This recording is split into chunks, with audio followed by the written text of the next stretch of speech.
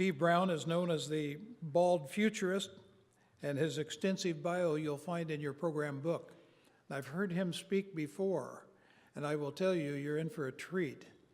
He'll challenge you thinking into the future, things that are coming, things that we don't even think about, most of us, but we're on the cusp of them. Steve's going to break down the complexities of this technology and help us to understand the challenges and opportunities that emerging technologies present for us in local government. So please join me in welcoming Steve Brown.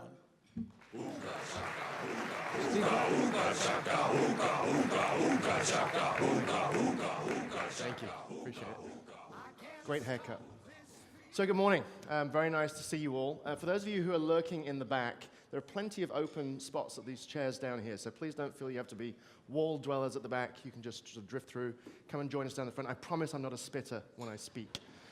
So, and for those of you out in digital land, good morning as well. Thank you for joining us. This morning, we're going to talk about going digital and what it means to embrace the latest technology to increasingly make our lives more digital. And there are good reasons for doing that. The capabilities that digital technology brings us enable us to do more with less, to reach more. I mean, even this morning, this event is now partly digital. People in other parts of Oregon are able to join us because it's streaming over the internet to them. So we're going to talk about going digital, what it means to do that, what are going to be the tools and technologies that will be at your disposal that will help you do more, that will help you reimagine your jobs, that will help you deliver new services to new people in new ways. So it's not that we haven't already partly gone digital. This event this morning, as I mentioned, is already partly that way. But some of the technologies I'll bring you this morning, well, some of them you're going to think, no, really? Others of them you will think, wow, that's fascinating. I can use that. That's something that we should be thinking about in our organization today. So let's get something off the table first. What is a futurist? That's what I am. I go by the bald futurist. I can't imagine why I would say that. I was Intel's futurist. I worked at Intel for 30 years of my career and lots of different jobs. About 15 years of that time spent in strategic planning and a few years as one of Intel's 2 futurists. What that meant was I would think about what's the world going to be like 10 or 15 years from now. And the reason I had to do that was because to design a chip at Intel would take about 7 years. And so to get out ahead of that, you had to think about what will people be doing, how will people be using technology in their lives 10 or 15 years from now. So that's what a futurist does. And it's not just about thinking about technology. My boss, when I worked at Intel as a futurist, was a cultural anthropologist. And she banged it into me that everything starts with people. You have to understand what people want, what they're scared of, how they approach technology, what are the challenges in their lives, what are their aspirations. If you don't understand that full picture, you can't think about then how technology can be used to solve their problems, to help them achieve more. So that's what a futurist is. Now, before we get into some of this slightly scary, futury stuff that we're going to cover in the next hour or so, I just want to remind ourselves how far we have come. Now, you can probably tell from my outrageous British accent. No, I'm not Australian. I get that all the time. I'm a Brit. I've been living in Portland now for just a shade over 20 years. And when I moved to Portland, see this photograph here, this was my friend Dave hamming it up, showing us just how far things have come. It used to be people used these things called phone booths for doing something other than urinating in late at night. Look at all of the logos on this screen. Think about these logos that they represent companies, brands, services, technologies. Think about the role that these have in your lives, or have had in your lives. They sort of define modern living in some ways. When I moved to Portland in 1997, not a single one of those brands, services, companies existed. So in just 20 years, all of that has happened. So think of that as the context as I walk you through some of the stuff that's coming, because it helps you sort of go, oh, okay, well, if I think about how far we've come, we can expect more innovation in the next 5 years than the last 20. So things are speeding up, things are accelerating. The fastest supercomputer in the world in 1987 cost $16 million. It was liquid-cooled, it filled a room. How many of you here have an Apple Watch? Just by a show of hands. Fairly popular thing. Yeah, your Apple Watch for $349 has twice the compute power of that device there. So things are changing. Now, why am I going to talk to you about technology today? Because they help businesses, they help organizations be more effective. They help them manage their costs. And you can see a list of the sort of typical costs you would have here. They help you manage your operations, make your operations smoother, help you improve the quality of your output, help you reduce risk, and they help you create new value. And we'll talk about how all of these are going to be supported by technology in the next decade or so. But more importantly, let's just spend a moment thinking about what is it that consumers want? What is it that, in your case, citizens want? You know, your customers are citizens. So there's a lot of things that they're looking for when they get a new product or service, but there are some things that really stand out. First thing is they're looking for, what does this product or service let me do? What does it let me access? That's what they care about. And they also care about how much friction is involved in me getting that access.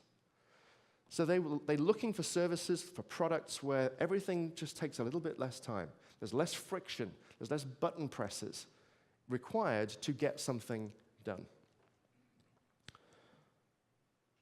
They also are interested in how does something make them feel when they use it?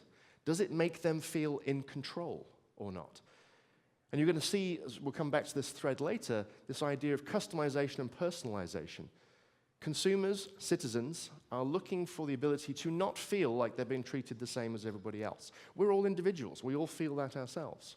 We would like to have products and services that are tailored to us because we all feel and want to feel unique. And finally, we're looking for things that help create meaning in our lives, that help us feel like us, help build our sense of identity. So here's what I want to talk about today. First of all, I'll walk you through the technology landscape. Now, I know that most of you in this room are not technologists, so we're going to do it in plain language, and I will go easy on you. Second thing is, how does this get used to transform businesses? And the reason I do this with a lot of my audiences is to help inspire them, to help them think about, well, this is how it's being used in agriculture or healthcare. That inspires a thought in me, because I'm not an expert on local government. I'm not. You are the experts on that. So I'm hoping this will inspire some thoughts for you and help you figure out some things that you could do to make the world a better place, to make your job easier, to provide better services to people. And finally, I want to talk quickly about the data opportunity. Every organization is now a data organization, including yours, even if you haven't realized that yet. So we'll just wrap up on that. So let's start off with the technology landscape. And we're going to go through 6 different technologies, but fundamentally, all of these technologies are about connecting the digital world and the physical world together in much more intimate ways. And we inhabit the physical world. Why do you want to connect it to the digital world? Well, the digital world is ever more powerful. And the ability to connect the two together means that we can take advantage of all of the incredible performance and power of the digital world and apply it to the physical space that we live in. And hopefully that will become more apparent as we go through what I mean by that. So I'm going to show you a whole bunch of cool technology today, but table stakes now for all businesses. What the expectation is from consumers is they can get to everything they want through this thing. This is the remote control of modern life. And I'm going to show you some cool new technology that may supersede this. But in the same way that we still use PCs, and this is primarily, there'll be some other things that come along. This is not going away. So all services, all interactions with citizens, they're going to expect today that they're on mobile. So let's just get that out of the way. And let's launch into what I think are the 6 technologies that are going to shape all of our lives in the next 10 years or so. Internet of Things, artificial intelligence, autonomous machines, blockchain, augmented reality, and 5G networks. I'm going to run you through each of these quickly and give you a few examples about them to sort of demystify them, because you've probably heard all these terms before. You hear about them, you read about them in the press. Let's start with the Internet of Things. What this essentially means is you take something and you make it smart and connected. You put some computing capability inside it. That's really all it is. It's taking things in our lives and putting some intelligence in them and connecting them to the internet. And when you do that, you can start to think differently about the world and about the objects that inhabit it. Fundamentally, we're talking about putting sensors in the world so that the digital world can understand what is happening in the physical world. And SAP estimates that by 2030, which is not that far away, the world will be filled with 100 trillion sensors. Now, what is a sensor? It could be a temperature sensor, a moisture sensor, a camera, a microphone. They're all sensors. It can even be a Wi-Fi hotspot. You think, how does a Wi-Fi hotspot a sensor? The way a Wi-Fi hotspot works is it's constantly sniffing. You don't know that, but it's sniffing for your phone or your laptop. It's anything that it can connect to. And it's looking for what's called the MAC address, which is the unique address of your phone or laptop or whatever. Now, this capability is actually used by Starbucks. They use Wi-Fi as a sensor in China because they use the Wi-Fi hotspot to sniff for phones. When they sniff a phone, it's a fair proxy, one phone per person. So they can use that to count how many phones are in their store and thus how many people are in their store. If it's really quiet in the store, they change the music. Sinatra, standards, chill it out in there, so people stay a little longer. It makes the store look fuller. If it's really busy, they want you in and out so they can serve more customers. And so they turn the volume up, and they turn the tempo up, put a bit of punk music on. They actually do this, and it has improved their business results. So this is an example of somebody using a sensor to then make a business decision and improve their business results. Bizarre, but true. Another example, also from China. They were putting hydrometers into the upper streams of the Yangtze River, and they were listening to fish chatter, because, some people like to do that. What they found out is that the fish chatter in the upstream locations of the Yangtze River, because there's all these tributaries that come in, if they listened to the right ones, they could predict floods that would happen downstream, because the fish get agitated when there's water. They're excited. Woohoo! They have a party. And so they could correlate those hydrophones directly to a flood occurring several days later and prepare the city for that. So you're never sure what you'll find in sensor data. So the thing is, you need to be thinking about what could you measure in your world? What could we measure here in Oregon? What are the sensors we could deploy to help us make better quality decisions? So the first thing to be thinking about is, what is your sensor strategy? This might seem remote, but this is something really to think about today, to think about what we want to build in the future. Now, when it comes to the Internet of Things, there are really three main categories, three ways you can use this. First, you can build smart infrastructure. I'll talk you through that in a moment. You can build smart objects, and you can actually make your organization smarter by sort of semi-automating things, and we'll talk about all of those. So let's start with smart infrastructure. Here's an example of a sprinkler system. You've probably got one in your yard. You can make the sprinkler system as dumb or as smart as you want. You can just have it on a timer where it comes on, sprays the water out, whether the lawn needs it or not. You could make it slightly smarter by putting a sensor, a moisture sensor, in the soil. If it's already moist in the soil, you don't need to switch the sprinkler on today. You can make it smarter still. It might be that the soil needs some water on it, but if it's going to rain in 15 minutes, which it probably is, we live in Oregon, then if you check the weather service, your smart sprinkler can think, it's due to rain this afternoon, I can just save water here. So that's what smart infrastructure is about, using sensors, whether it's a hard sensor like a moisture sensor or a soft sensor like the weather service, to make intelligent decisions and to optimize for water usage. Right? With all of these, you are creating a control loop where you're optimizing for something, in this case, to reduce the resource use of water. This gives us the idea that we can start to program the world. Think about this scenario, right? Where you've been in a bar or restaurant, perhaps in Bentley's last night, and the level of your drink was starting to get down. And if the server wasn't paying attention or was distracted somehow, maybe they missed that important business event. Right? That is an event where two things are happening. One, you have an opportunity to upset your customer Because if you don't come over and say, "Can I get you another beer, sir?" they maybe don't want to come back to your establishment again. It also means you're missing the opportunity to sell up. So it's an important business event to spot.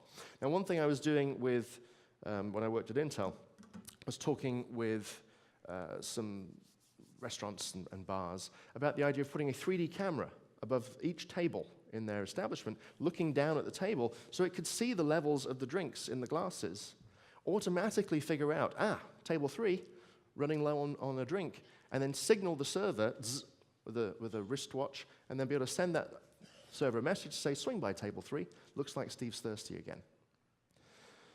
So that's what this idea of world programming, being able to make the world programmable so that you can see business events, see important events, and act upon them, and semi-automate that process. Here's an example of a smart crossing that is being trialed in the UK at the moment. And the crossing actually uses LED lights embedded into the tarmac, and it senses when there are cars around, when there are pedestrians around, and it automatically will stop the traffic, make room for bikes, and even if you see here that it's a sort of narrow crossing because there's only 3 or 4 people there, here they widen the crossing because they've sensed there are more pedestrians and they need a wider space to get people across the street.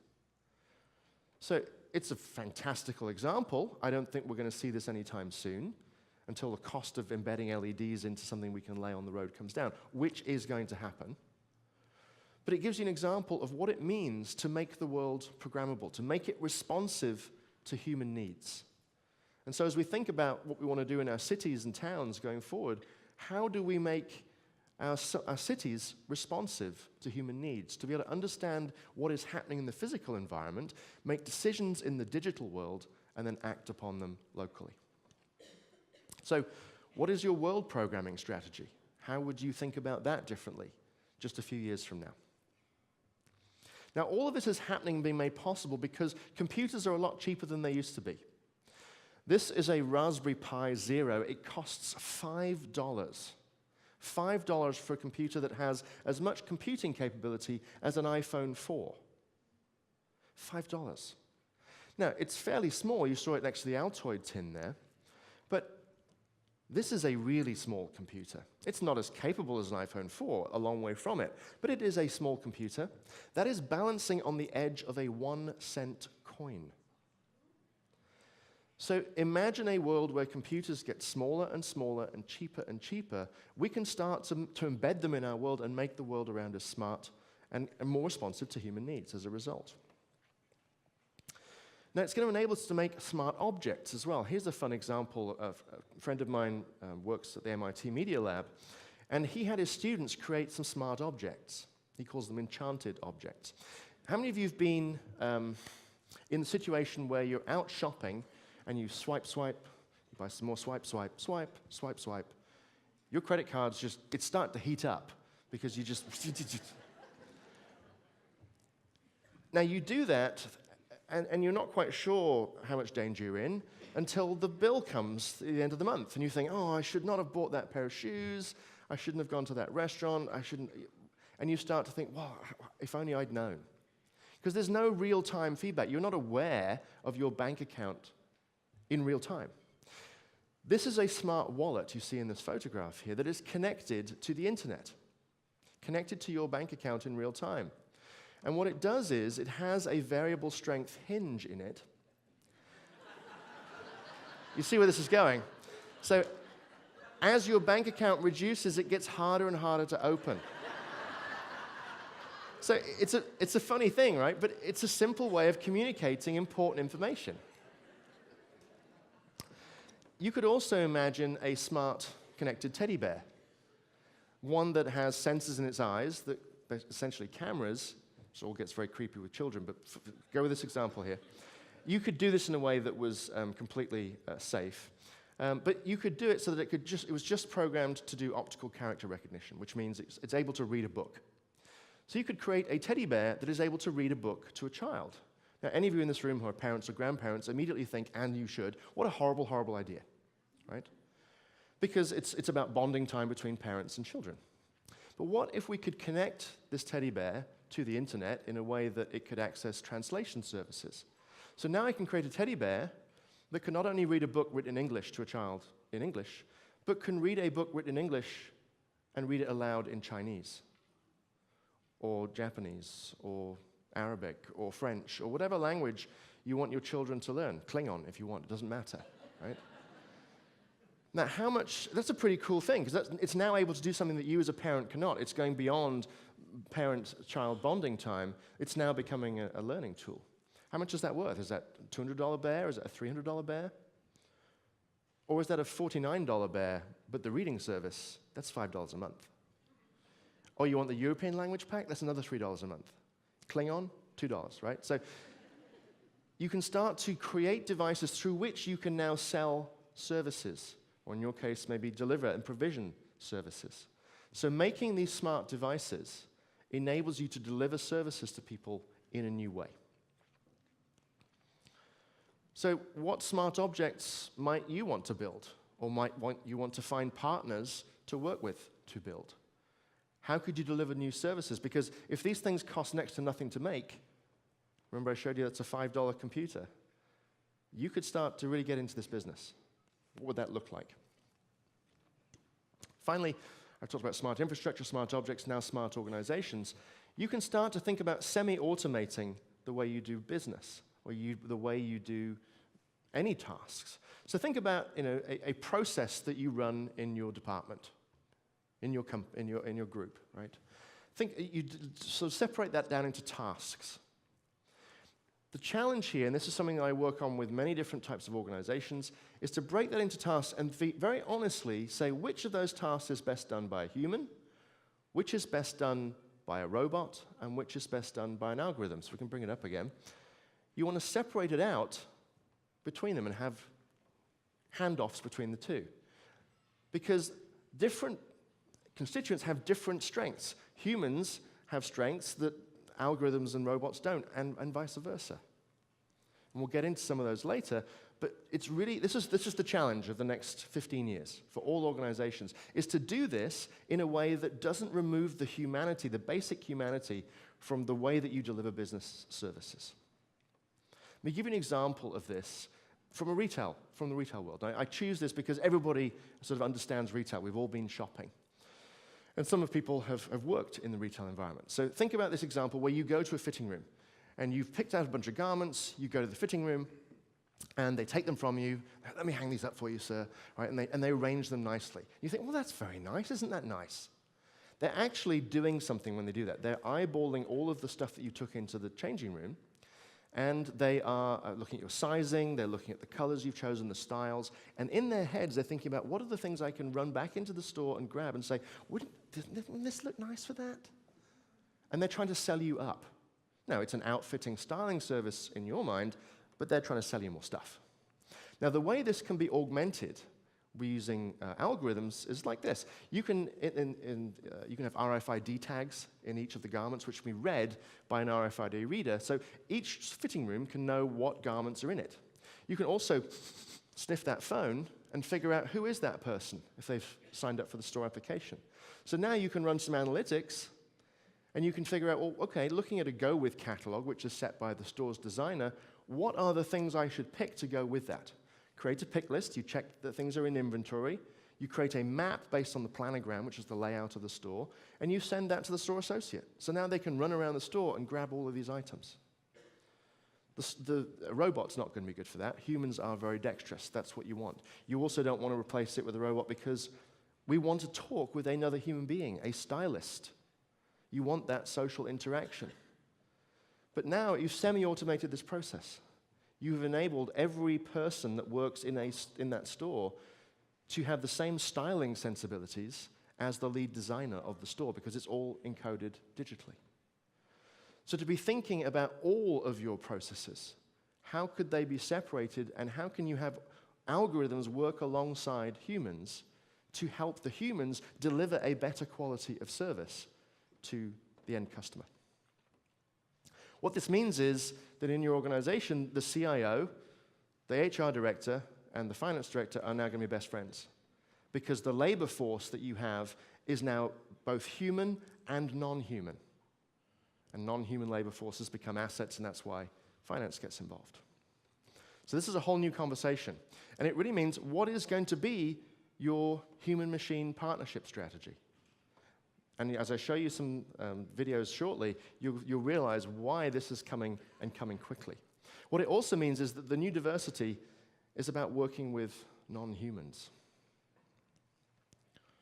This clicker's having a bit of trouble here. So, all right, so let's talk about artificial intelligence. You're probably hearing a lot about this in the news.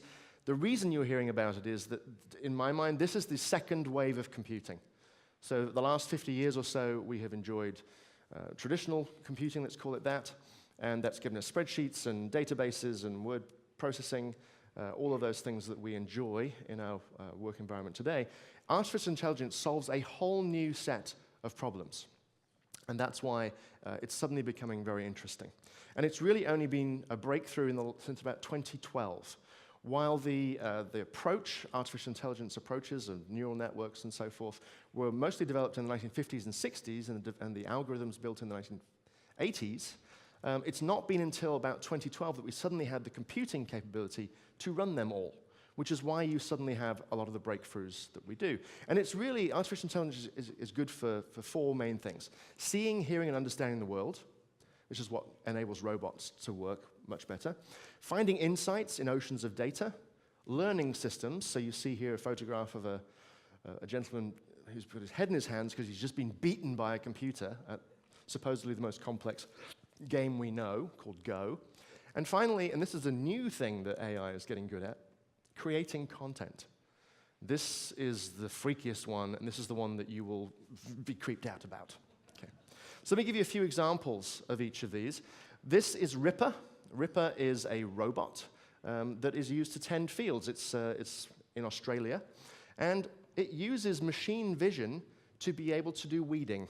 So it can tell the difference between a lettuce or a beetroot or whatever you want as a plant you're growing, and a weed, and it just zaps it. So this is how robots are now able to see, hear, and understand the world. AI is also going to be useful for finding patterns in seas of data. So to be able to look at traffic patterns, to be able to look at pedestrian patterns, to count cars, count humans, and to be able to give advice on how you might want to change traffic patterns. It's going to be able to be used to be able to predict maintenance issues, so preventative maintenance, anything from bridges to water pipes, and be able to predict when you might want to intervene before you have a costly problem. To be able to analyze crime patterns and to be able to recommend patrol routes for police officers. To be able to detect benefits fraud. It's already being used in that area pretty successfully. Credit card fraud, it's being used. I mean, you use AI every day. Every time you swipe your credit card, AI is in the background. Every time you use email, AI is in the background making sure that it's not spam coming into your inbox. It can also be used to listen to people, to see what they're saying on social media, to look for patterns. Is there an emergency outbreak that I can spot? AI will spot it before your people looking at the Twitter feeds, for example. So it's a very powerful tool that you can use to help augment all of the hard work that people in government are doing. I've actually brought my earpieces with me. I just got them yesterday. This is a startup called Waverly Labs. They've created an earpiece that allows you to hear a language that you don't speak and have it translated in real time into your ears.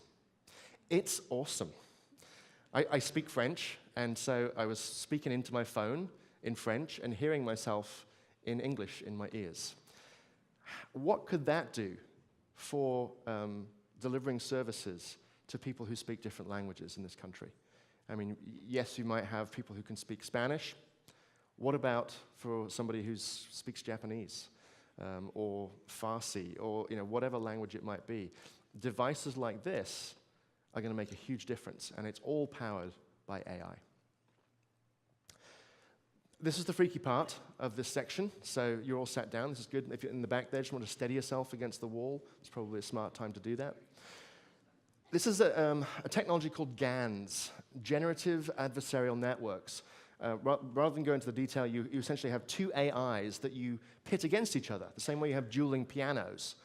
These are dueling AIs. And you have one that's creating content and another one that is checking. And you've taught it to be able to tell real content versus fake content. So you can use these GANs, generative networks, to create photographs, videos, prose, whatever it might be. And they're quite spooky in the capabilities that they have. You can feed it a text description, and depending on how good this network is, you can have it automatically create a photograph. It's not a photograph, it's an image that it has created in its mind that meets that description. See this one third across. A white bird with a black crown and yellow beak. That image on the bottom there, it's pretty convincing, actually. It doesn't know what a bird is, but it's still able to, because of the way it's constructed, create these images. This is the freaky part. Here we go. If you take one of these generative networks and you show it lots of photographs of celebrities, you can teach it what a celebrity looks like. It will then generate pictures of celebrities, or what it considers to be what would be a celebrity. If you take those images and you put them together over time, as it's trying out different images, this is the video that you get. Oop. These are not real photographs. They are not real people. They do not exist. And yet it's able to come up with pretty convincing looking images of people. And you may even, for a moment, you'll see someone go, oh, that looks like a celebrity that I know. But they're not. These don't exist. This is the future of fake videos and fake news, unfortunately. Because not only can these create convincing-looking photographs, they can also create articles. So if we think fake news has changed the way we live our lives, get ready. When AI gets on it, we're going to see this just explode. So that's the dark side. Okay, everybody okay? Take a deep breath. The point I'm trying to make is AI is going to step into roles where it can create content. Now, you can use it for nefarious or weird purposes like the one I just showed you, but you can also use it to create all kinds of good things. And it will have uses in government, it will have uses in business, it will have uses in our lives. Simple example, if you take a photograph and there's something in the photograph you didn't want there, AI will be able to take it out and imagine what was in that space. You can even take a low-resolution image and turn it into a high-resolution version of that image and put in detail that was never there, but just looks like it should be there. So your old photographs, for example, can now look new again. So artificial intelligence is going to be used for a lot of different things. It's going to be used in medical diagnostics. It's going to be used in prediction and forecasting to help us to interact with computers in new ways. It is already being used to do many of these tasks. It's even being used to assess suicide risk in people by looking at the MRI scans of their brains. So there's fascinating uses for this. The era of AI is just beginning. This is a new tool that we all have to help us do our jobs more effectively. And we're just at the beginning. For those of you who remember when video games used to look like the picture on the left there, 320 by 240 pixels in 16, I repeat that, 16 glorious colors. That's what Wolfenstein 3D used to look like in 1992. The sequel that came out last year is hard to distinguish from photographic images. Now, the reason that happened is that we spent 25 years improving the graphics chips that can make these things happen on our screens. We're at the beginning of that for artificial intelligence. We're about to make a series of chips that can accelerate AI capabilities. So expect AI capabilities in your phones, in your laptops, in the cloud, everywhere. AI is coming, and it's a big deal. I spent more time on this than I should have done, but I just want to get it to you. This is a really huge deal, and it's just the beginning. AI is also going to be behind improving conversational computing. How many of you have used Alexa or Siri or Cortana? Okay. It's okay, but it sucks most of the time, right? Just being honest. It's going to get a lot better because AI is going to make it better over the next 3 years or so.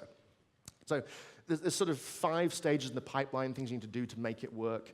You need to capture the sound, even in a noisy background, to be able to hear what you're saying. Be able to understand what you're saying and translate that into words and meaning, to be able to then converse with you. If you've used Alexa or Siri, you know it's kind of you say something, usually she responds, and that's it. And then you say something else, and it's like you never said anything else before, right?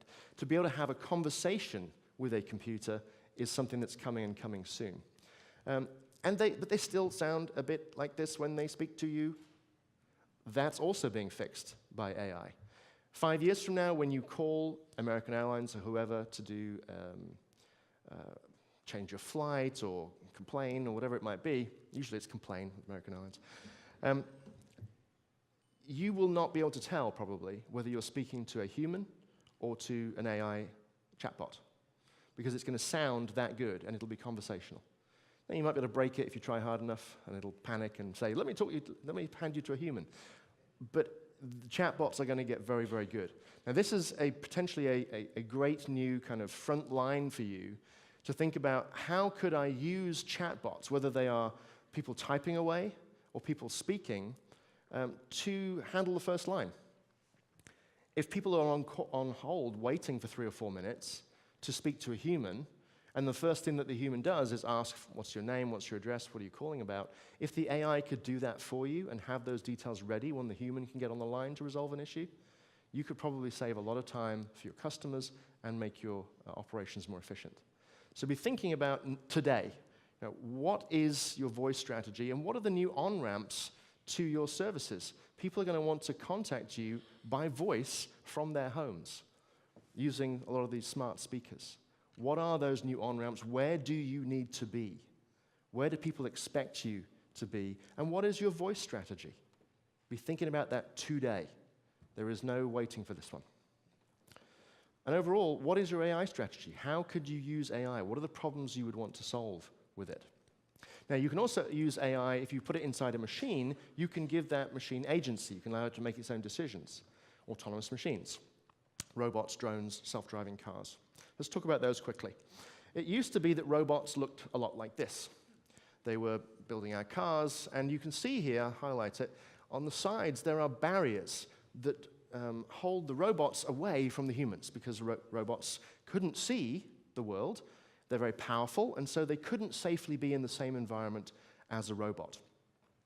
That's changing. Because robots can now see, hear, and understand the world, they can safely exist in our environment. That's the big breakthrough. This is another breakthrough. This is not special effects. This is a real robot doing a backflip and sticking the landing. That same robot is also being trained to work in a warehouse. Now, it's not particularly good, throws stuff around a bit, but it's going to get better because it will learn over time how to do these tasks better. So reset your thinking on what robots are capable of. They are only going to get better from here. And oops, the robots are coming. It's not that like they are, this is a long, far-distant science fiction thing. They're already here today. They're in trials in all of these different sectors. And we'll cover some of these as we go through the business section. Drones are also coming. Drones are not just for taking photographs of the top of your house. Okay? They are becoming more powerful. You can see here one powerful enough to do surfing behind. They are getting arms so they can interact with the physical world. This is one that is being trialed as a lifesaver. A different version of this was actually being used off the coast of New Zealand about a month ago. They happened to spot a couple of people in the water and pulled them out of the water and saved their lives. So drones are going to be used to go into dangerous situations, to be able to deliver goods. It's really a fascinating time. There are even flamethrower drones. How cool is that? In China, rather than send a poor little guy up a rickety ladder when there's debris on a power line, they send up a drone and they just burn it off. Nice and easy. There are even drones for dogs. Now, I teach presentation skills aside from doing the Futurist stuff. I always tell people, make sure there is a puppy in every one of your presentations. This is today's puppy. Okay, so there's the puppy. Now, if you can have drones for dogs, you can have drones for humans. We are going to see flying cars in our cities within 5 years. They've already been in trial. I'm tracking all of these different companies who are all working on building, essentially, a flying car. This has happened because of low-cost parts, new materials, electrical motors. This is very viable. And so it will not be long before you're seeing passenger drones, 1, 2, up to 8 passengers flying around our cities. And this is kind of what they look like. They're all vertical takeoff and landing. First trials in the US are likely in Dallas and LA, where people need to get from the top of one building to the top of another. When I was talking to an architect in Portland about this last year, immediately said, "Oh, wow, you mean we've got to have 2 lobbies on every building now?" Like, yeah, you have 2 entrances now in every building. So fascinating technology coming to a city near you soon. They're even being imagined as Airbus is in this game as well. They're imagining this thing called pop-up, where your pod can become a car, or it can have these things put on it and then lift you up and fly you and then drop you and become a car again. So fascinating ideas are sort of crossing these boundaries between air travel and ground travel. And since we're talking about ground travel, cars are going autonomous. This is a big change, and the best way I can convey this to you is to say, about 120 years ago, we did a huge transition. We went from the carriage to the horseless carriage. We're now about to move from the horseless carriage to the horseless, driverless carriage. That's the big leap we're making here. It is going to change the way that humans get around. All of these companies are involved in it, and the reason it's going to happen is 93% of car accidents are caused by human error. We think we can improve traffic by having these cars intelligently work together so that they drive more efficiently. It will reduce the cost of travel. About an Uber ride or a Lyft ride is going to cost less than half once you remove the driver from the equation, because economically, robots tend to work for free. It's going to give access to people who otherwise could not have access to these services, who cannot drive because they're too old, too young, just unable to. And it's going to change the way that we use land in our cities. We will need a lot less parking. It's going to be more about drop-off and pick-up than it is about parking. Just look at what's happening at Portland Airport right now. This is a revenue challenge. A lot of city revenues comes from parking. About a third of city traffic is from people circling, looking for parking, by some estimates. So once you have a car that drops you off where you need to go and then goes immediately to pick up its next passenger, you don't need that car to park, perhaps ever, until it goes to sleep at night to get refueled. So this could change the revenue structure for many cities in Oregon. This is something you should be thinking about now. Also thinking about how will people use these services. I mentioned PDX.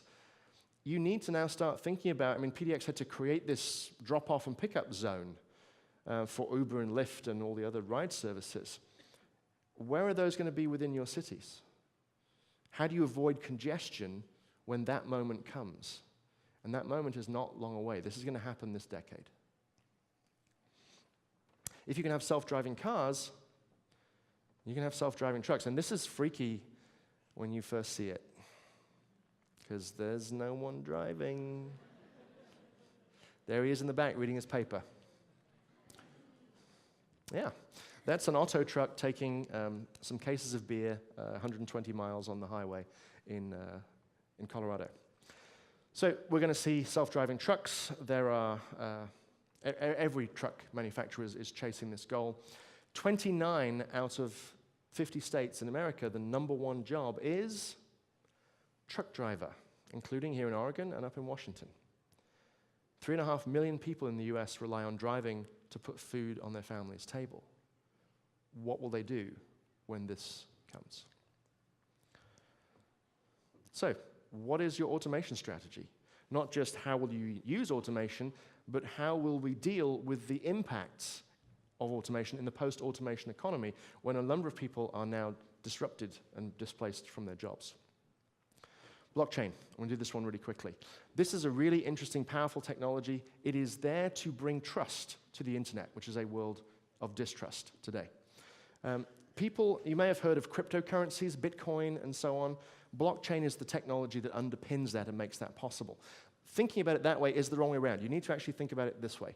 Cryptocurrencies are what makes blockchain go. Blockchain is essentially a distributed database. It's a database that is linked together with military-grade encryption. All you need to know really is it is about building trust into the internet. Information that's stored in blockchain cannot be changed. I could spend a lot of time explaining why that's the case, but once it goes into blockchain, it is to be trusted. What it means is we can rethink transactions on the internet. Very often, you're doing a transaction between two strangers. Think about when you buy a house, right? You have some money to spend, they have a title deed to hand over, but you don't know this person. So there are all of these intermediaries with their hands out looking to be paid who are going to help you build that trust with someone you don't ever meet. Right? You've got title deed people, you've got notaries, you've got escrow people, you've got the real estate broker, the mortgage broker. There's all of this trust stuff going on and people brokering that.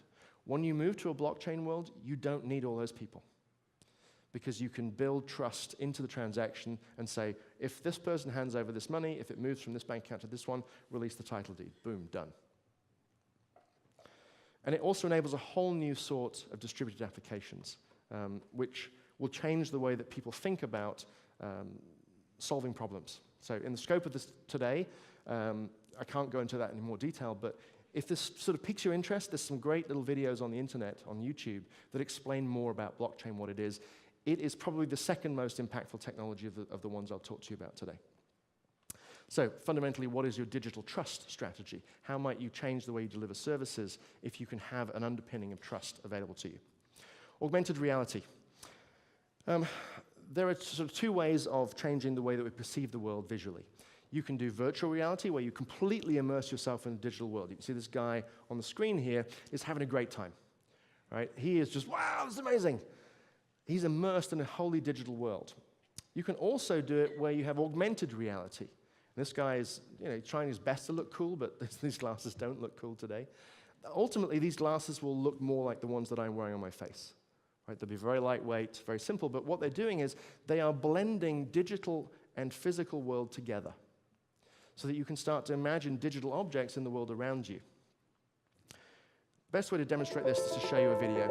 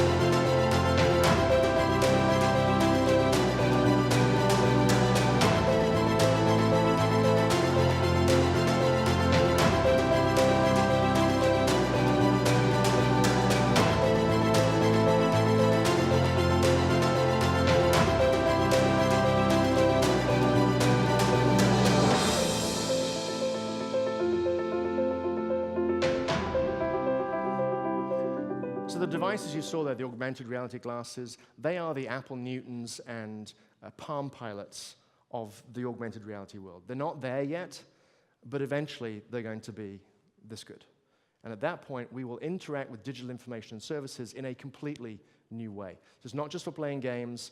This is going to be used for all aspects of our lives, for getting information, for being educated. It will change the way that we interact with the digital world. It is the new display. It is the new way that we will see and perceive information. And it's going to lead us to an era where we can think about creating augmented workers, workers who are guided on what they need to do next visually. So if you want to take one of those 3.5 million truck drivers who's going to be put out of work by a self-driving truck, maybe you can use them and train them in real time on how to repair a robot by using augmented reality technology. So what is your augmented reality strategy? This is the furthest one out. You probably need to be thinking sort of 5 or 6 years out here, but it's something to be thinking about now. How will that change the way that you deliver services to citizens? 5G networks is kind of tying all of this together. It's the next thing after, guess what, 4G networks. It's going to make your phone go faster, but fundamentally it's faster connections, lower latency, which means that if you ask for something from the internet, it comes back in less than a millionth of a second, 1 millisecond. That is required for a whole new set of capabilities, including augmented reality that streams over the internet, and self-driving cars are going to require this technology. So 5G rollout starts, well, equipment's starting now. You can expect to see 5G beginning in big cities next year, and then really rolling out 2020, 2025-ish. So what is your 5G network strategy? Probably nothing, honestly, but just know that it's coming, and it will make a difference to the speed that people can get access to these services. So let's talk quickly about how these are being used to transform businesses. You now know about the building blocks.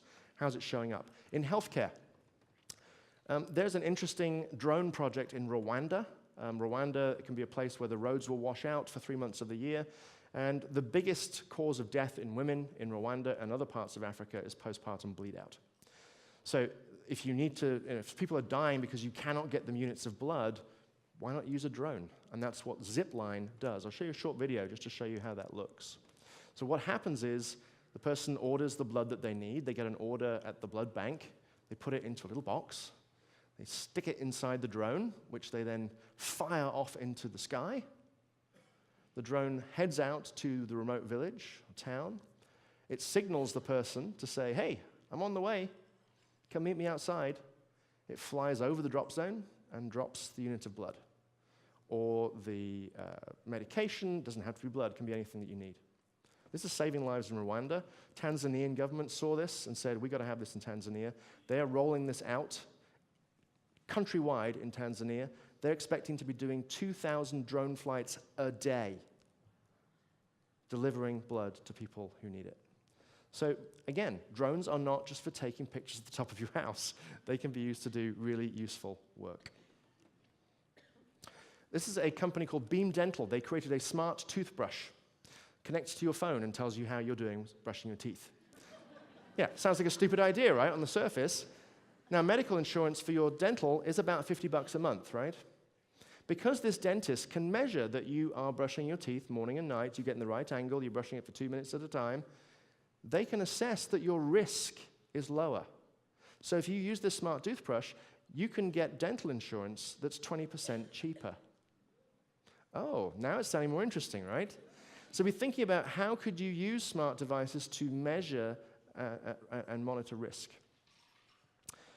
You can use devices now to gather people's longitudinal health data. We really don't know why some people stay well and some people don't. We have guesses. You see this stuff in People magazine every week. Don't drink this, eat that. Oh, change your mind, it's going to be different this time. To really measure that information, we could start to measure longitudinal health records on people and store them securely using the blockchain. AI is already being used in trials. If you look at the photograph of the back of someone's retina, you can accurately predict heart attack risk. And AI can figure that out. What are the other things that AI will figure out from life signs that we can gather? It's a fascinating time in medicine. In transport and logistics, already seeing trials of autonomous public transport. This is not just about self-driving cars, but these kind of pods that can move people around the city. This one happens to be in Lyon, in France. This is one that is being used and trialed in Japan to connect rural communities. We have a very rural community here in Oregon. To be able to get services, to bring people into service points. In Japan, they go collect people, and they bring them to what used to be rest areas, and they're at those rest areas, they're bringing in mobile services, retail, healthcare, libraries, that sort of thing. So these rural shuttles can be used to connect communities at very low cost because you don't have to pay a driver anymore. They're even being used in the UK. This one's called Pod Zero. It's got passengers of 2 or 4 people, and they're trialing them in the streets of cities in the UK. In the world of logistics, this is a company called Maersk. They're a big shipping company. They ship these containers around the world. Everything is done with a paper manifest today. They're looking to use blockchain to get rid of paper because this is the first time there has been a mechanism that is trustworthy enough that they can make their manifests digital. Similarly, there's a company called Block Verify. They are tracking high value items and being able so that you can check when you get a diamond or expensive piece of equipment and find out, is this genuine? Was it stolen? So that you can verify important equipment. You may have equipment in your domain that you need to track with something like Block Verify, which runs on the blockchain. This is a cool little device. It's from Starship Technologies, great company name. They are the people who set this up started Skype, so pretty good pedigree. It's a robot that is for local deliveries. And so it lives in the back of a van. That van goes into a community, and then the robots come down the back thing there, and they scatter, and they deliver their goods. So they trundle down the sidewalk. This is one on trial in the streets of London.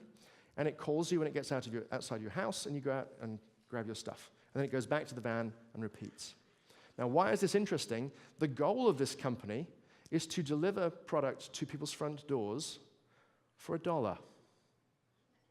So what will your 1 hour, $1 delivery strategy be? If you could get forms, goods, services, if you could have them delivered to someone's front door for $1 in an hour, would that change the way you do things?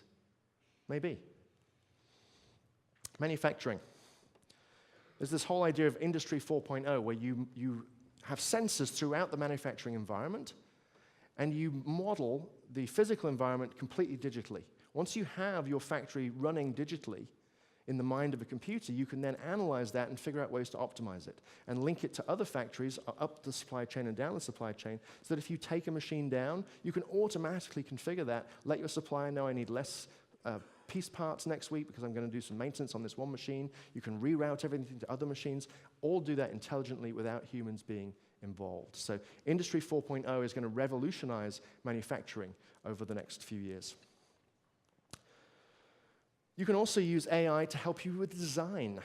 This is a photograph of 3 different ways of designing an industrial valve. AI can take the design from the designer and then reimagine other ways that they could have built that design.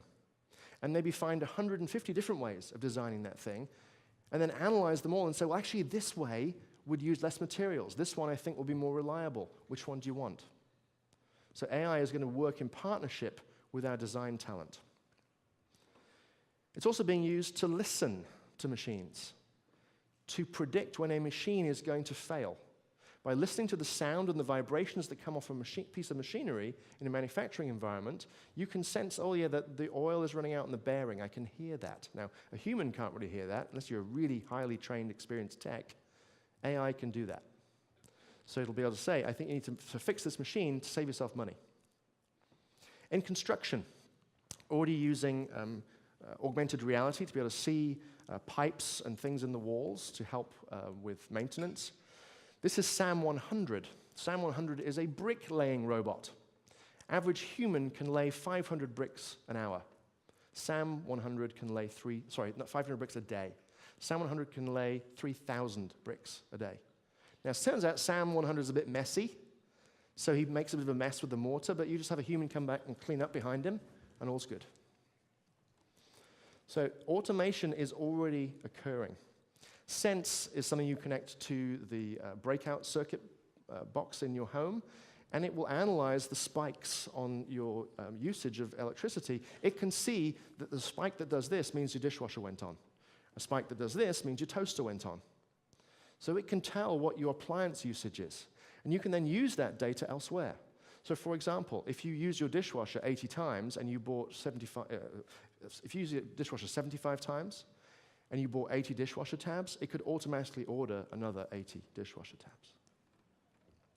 In retail, this is a store in China that has no employees other than to stock the shelves. You go in, you take what you want, you walk out. Similarly with this store by Amazon in Seattle. It uses lots of sensors and a bunch of AI to mean you don't have any cash registers. You go in, you grab what you want, it automatically bills you. It feels like you're stealing. It's amazing. Stock-taking robots. This is a robot that does stock-taking tasks in a grocery store. It's already in trials here in Walmart from a company called Bossa Nova. About 40% of the time that humans spend in a grocery store is checking the shelves. We're out of cornflakes, we need more shampoo over here, write it all down. Robots can now do that task. Predictive analytics are being used to predict sales. You may be able to use predictive analytics to predict events in your world. In this example in retail, a company in Europe selling white goods, they analyzed their sales, and using analytics, they found that about every 10 years, people buy a new washing machine. So after 9 years, you advertise to people who bought a washing machine 9 years ago, hey, we've got new deals on washing machines. Why don't you come buy one? Not very exciting, but what they did find in that data is that people who bought a washing machine 7 years ago are now likely to be in the market for a flat-screen TV. No one knows why, but that's in the data. So if you buy a washing machine, 7 years later, you get all these advertisements, why don't you come and buy a TV from us? And sales went up. So you never know what you'll find in data. Walmart has 700 data engineers, data scientists. What they found by looking at their data for sales out was that during certain weather conditions, there are opportunities to sell stuff. I'll give you one example from this slide here. They found that if the temperature is less than 80 degrees Fahrenheit, and importantly, there is a light breeze, sales of berries go up. People come in looking for berries. So they put one of those special stands in the front of the store, pile it high with berries. If you're in retail, you know that a 5% sales uplift is amazing. They got a 300% sales uplift by putting these berries in the front of the store during the right weather conditions. They do the same thing for steaks and for mincemeat. In the agriculture world, I want to bring you one example here because it makes a point about data. Smart cows. Now, it's like military intelligence, this is sort of an oxymoron, but smart cows, this is a cow with a pedometer on. How many of you have a Fitbit? Something like that, okay. So you know, it measures your steps. The idea was, well, let's measure the steps of a cow and see what happens, so we can learn from that. And the idea being, if the cow takes less steps, maybe it's ill, and we can go and make sure that Daisy is okay, right? What they found in the data is that something interesting happens. When a cow is ready, you following me? Ready for some loving? She takes twice as many steps. She's literally hot to trot, right? And that signals the beginning of estrus. And so that's, go get the bull, here we go. What's hidden inside the data, what was not expected, is that depending on when you bring in the bull from after when estrus begins, you are statistically slightly more likely, if the cows, do their thing, in this time period versus this time period, slightly statistically more likely to have a girl cow or a boy cow, bull, heifer, yes, you know what I mean. You're slightly more likely to have, you can determine the sex, essentially. You can't determine it completely, but you can statistically sort of tip the scales. This is important information if you are a dairy farmer or a beef farmer. All hidden in the footfall of a cow's pedometer. The point here is you never know what you will find hidden inside data. And that's why there's an opportunity to gather and analyze data to help you make better decisions. Every organization on the planet is now a data organization, including yours. You just may not have figured this out yet. You can use it to improve your operations. We've talked a little bit about process automation. And we'll talk about these other 4 things, and then we'll go to break. So let me ask you, what do you see here? A whale? Fish? Okay. No, it's a cloud, but thank you for playing.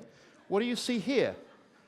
A face. You cannot help but see a face, even though you know that's a cloud, because you have your brain is optimized for faces. We have hidden biases within us. They're actually survival optimizations to allow us to see the tiger in the bushes and run away. We're optimized to see that even when it's not there, because it's better to have a false positive than a false negative. So we see things. We have hidden biases that don't always lead us to make the best or the right decisions. This is where algorithms, analytics can help us. When I show you this image, even though this isn't an old optical illusion, you know that those lines are straight. You cannot help but see that they're crooked. So there are many jobs that require making decisions using the gut. I have started to develop quite a nice one here. The gut is now dead. A lot of jobs that require using gut, and I'll give you an example from the world of retail. The merchant prince years ago would figure out 3 years from now, 2 years from now, the fashion is going to be the skirt length will be here, these will be the colors, and if they're right 50% of the time, they're a hero. That can now be figured out with an algorithm, much more accurately than a human will do. So decision making, your goal should be to make every decision using data. Now, I talked earlier about people wanting control over their lives. Customization versus personalization. These are two different things. They're often conflated. Customization is Starbucks, when you go in and you specify what you want and they give you what you want. Personalization is Netflix recommendations or Amazon recommendations. You don't ask for that list. They figure it out for you based on observing your behavior and figuring you out. To remove friction from processes, you need to be delivering personalization, gathering data about your customers, about the interactions that you have with them, so that you can remove the friction, make it easier for them to communicate with you. So for example, if you observe that customer A prefers to speak to you on the phone, then make it easy for them to have a phone conversation with you. If this other customer prefers to email or to chat text, then communicate with them that way. Don't make them select that. Just start doing it that way. There's an example. You can also gather and monetize data. Typically, this is what a lot of the tech companies do. They gather data, they refine it, they turn it into a service that they deliver, and then they get paid for that service, usually through advertising.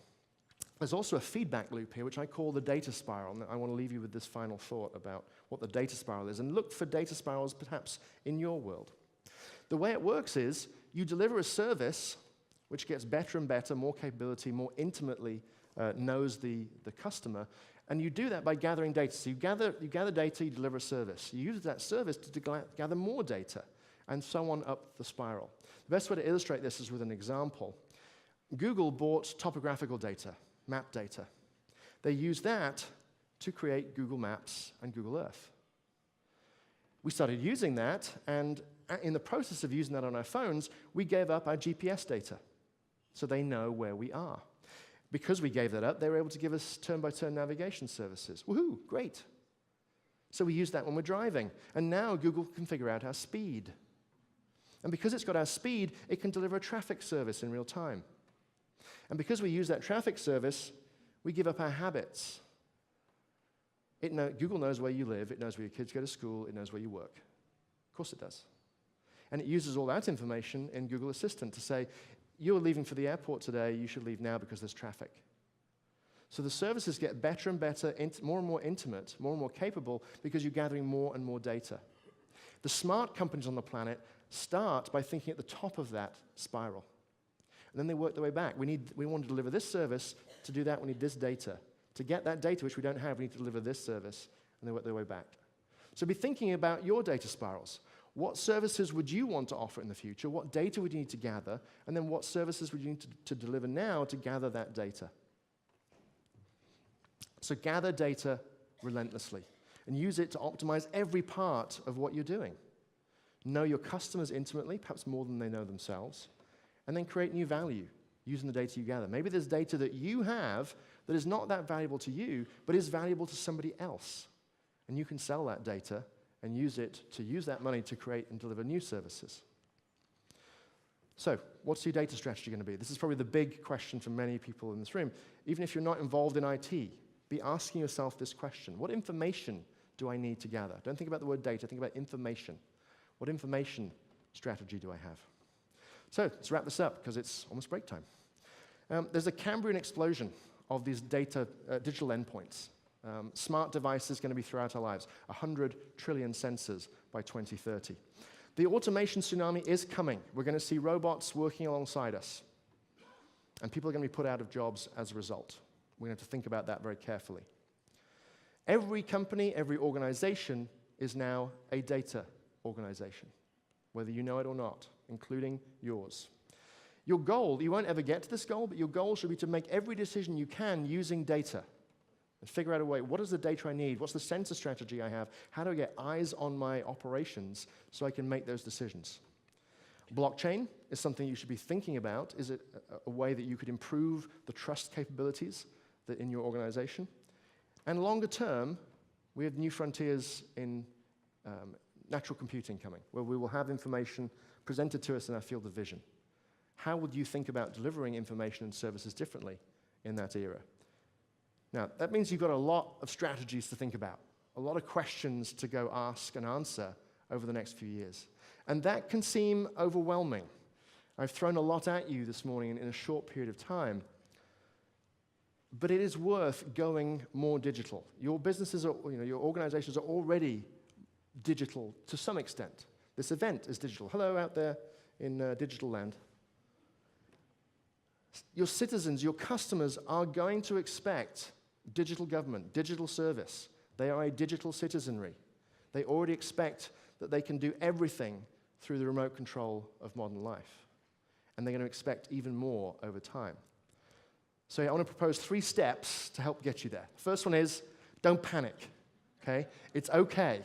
I've thrown a lot of crazy stuff at you today, and deliberately so, because I wanted to get your attention. Because this stuff is coming. It is inevitable. The second thing is, don't wait. Oh, that crazy British guy with no hair. That was fun. He gave me a few things to talk about at a cocktail party I'm going to this weekend, but I can go back to my day job and not really do anything. No, you can't. This stuff is coming at you and coming at you quickly. And a lot of this stuff is going to take a while to figure out and to implement, so you can't wait. Figure out what you can do this week. Figure out what you can do this month to start on this journey of going truly digital. Now, that may seem daunting, so the third thing here is get help. There are lots of people out there that can help you. There are people who are developing platforms, technologies. There are consultants. There are people that can help you through this. You're not expected to be IT geniuses. I'm one of those people that can offer help. If you do need help, then these are all my email addresses and website information. I'd be happy to help you out. But at that point, you made it. You've taken a walk into the future. You are the guardians of the future, as all of your pamphlets in front of you show you. Hopefully that's given you a flavor of what is to come. Some of it is going to be very exciting. Some of it's going to present challenges. But at this point, I'm going to stop talking and see if I have stimulated you to want to ask any questions. I think we have a very short time to do questions, and then we're going to go to break. Anybody that's online here, people have been putting their questions in, so thank you, online people. We do have a few questions. So first, a person from Cresswell writes, are there concerns about individual privacy and the lifting of net neutrality that could be barriers to these technology advances? Yes, are there barriers to these technologies because of privacy? Absolutely. The way that you implement technology matters. That example of the teddy bear in the child's bedroom, yeah, I mean, you can just see the privacy issues around having cameras and a teddy bear in a child's bedroom. But the way you implement it, if you do that right, you could mitigate those. I think blockchain as a technology is a huge breakthrough that can be used to build trust and to guard privacy. For example, with digital health records. At the moment, how many of you own your digital health records? Not really. Someone else owns them. You think you have them, but you don't really own them. To be able to give you control of those, the blockchain, if you put digital health records on a blockchain, you could own those records. When you go to the doctor, you would let the doctor see them for that visit and then grab them back again. So there are some technologies that will certainly help in that area. You asked about net neutrality. It's not a good thing. The repeal of net neutrality is not a good thing. I'll just leave it there. In rural Oregon, which of these technology changes do you expect to most impact and or benefit our communities in the next 3 to 5 years? 3 to 5 years rural. AI as a technology is going to make a huge difference in people's lives, just because all of us will benefit from smarter services. But I think if we can get autonomous transport, get the cost of that down and make it more on demand, and use that to connect people to services, that probably would make the biggest difference in my mind. That's why I included that rural shuttle. The opportunities there are huge. It just means we have to rethink how do we get people connected to services, or maybe even take them to them. One of the models that's been proposed is use that autonomous truck to have a mobile health clinic and take it where people need it rather than moving the people to the clinic. A couple more. Do you have thoughts on how to mitigate and prepare for human impact of coming changes? For example, massive restructuring of future job skills and unemployment. Ooh, so that's a whole nother talk that I do on the future of work. I think we have to reimagine the educational system. If we are, I mean, there are different estimates, and again, this is scary stuff. So the OECD says 9% of jobs will go away. Other estimates are saying between 55 and 60% of all jobs today will be gone in 20 years, 25 years, 15 years. No one really says. They all say sort of 20 years plus or minus 10 years. Yeah, a bit of a variance range. But the issue is real. The issue is there. We have always seen jobs destroyed by technology. There aren't many buggy whip makers. Fax machines are kind of out these days, right? Technology supersedes things, and that's great because new jobs are created. Most people worked the land 200 years ago. Now we have people, baristas in Starbucks and web designers and that sort of thing. And that's the good thing. Quality of life has gone up. People live longer. There's always this change of job destruction and job creation. The concern here is that it's going to happen so rapidly this time that we will not be able to respond. And so the burden falls on the education system, which is largely modeled after a system that was built 150 years ago to get people ready for the industrial age. We need to be able to retrain people and retrain people rapidly. A 4-year degree is no longer the right way to think about this. Education is going to be a lifelong relationship with an educational establishment. That means rethinking the role of K through 12, the role of universities, higher education, and starting to think about how do we cut the cost of delivering a quality education in half. And then once we've done that, cut it in half again. That is the challenge to me. I spend some time talking to Oregon universities about this exact topic. We have to get smarter about education and use the same technologies and tools that are going to put maybe half the population out of work and use those same technologies to educate them to do something differently.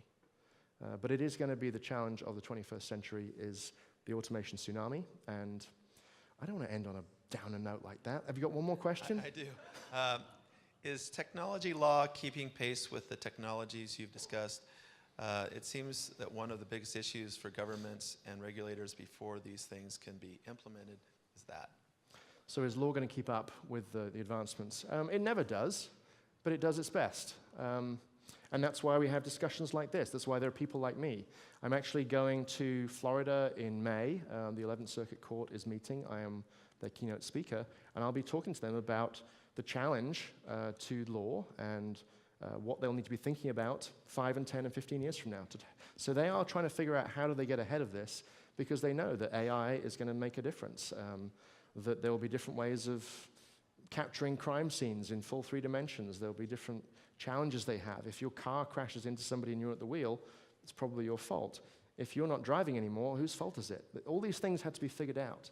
So yes, they're always behind, but our role as a society, as a culture, is to keep talking about this. And the more conversations we have, the more chances, it's not just the law, the world of law keeping up, everybody has to keep up. So you have all been here today. You've all heard what I had to share with you. I now deputize you all as futurists. Your job now is to go out into the world, talk about some of these things to your friends, start this conversation. There's always this dance between culture and technology. There always has been, there always will be. We need to inform our culture with technology and inform our technology with culture. So please engage in those conversations with your friends, with your family. Let's move this conversation forward. I hope you have a great conference the rest of the day today. Thanks for your time.